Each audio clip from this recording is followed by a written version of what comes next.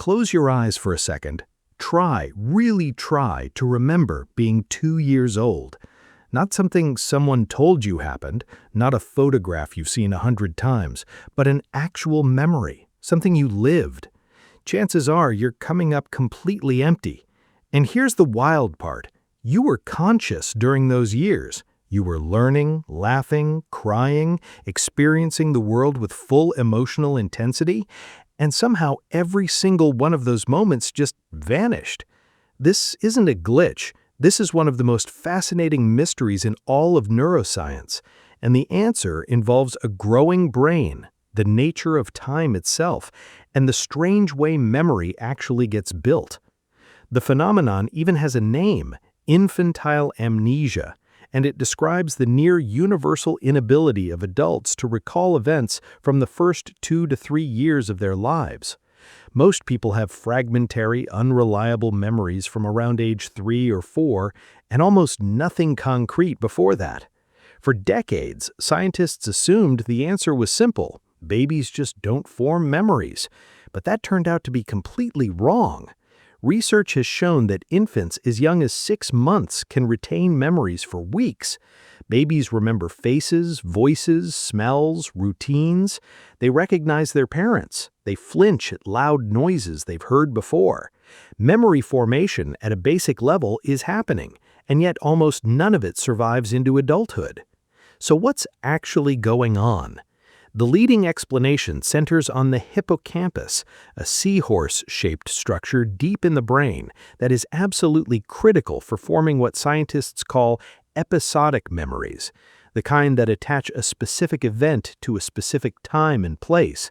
Your memory of what you ate for breakfast this morning, or the last conversation you had with a close friend, that's episodic memory. And here's the key. The hippocampus is one of the last brain regions to fully develop. In infancy and early childhood, it is still growing at a remarkable rate, generating new neurons in a process called neurogenesis. And this is where things get counterintuitive. The very process of building new brain cells appears to be part of why early memories get erased. When the hippocampus floods with new neurons, existing neural circuits get disrupted and overwritten. Think of it like constantly reformatting the hard drive while trying to save a file. The brain is growing so fast, so radically rewiring itself, that early memories don't have stable enough architecture to hold on to. They get displaced by the sheer momentum of development. Studies in mice have actually confirmed this. Scientists sped up neurogenesis in adult mice and found that they forgot things faster. They slowed it down in young mice and found that early memories persisted longer. The biology is almost brutally elegant in its indifference. Building the brain takes priority over keeping records of what happened while it was being built. But neurogenesis alone doesn't explain everything, because another crucial piece is language. Episodic memories, the kind you can actually recall and narrate, are deeply tied to language. We tend to store and retrieve personal memories as stories, structured around cause and effect, before and after, beginning and middle and end. Very young children don't have that scaffolding yet.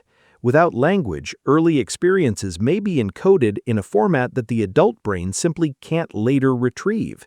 It's not that the memory was never stored. It may be that it was stored in an entirely different system, one that the fully developed brain can no longer read.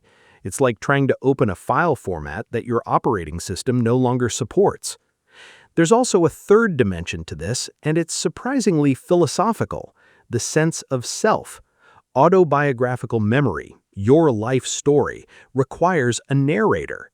It requires a continuous I who things happen to. Very young children are still constructing that self-concept. A 2-year-old doesn't yet have a stable, enduring sense of identity to anchor memories to. Without an I to be the protagonist of the story, events may be experienced fully in the moment, but fail to get logged into the autobiographical record. The self isn't just who you are.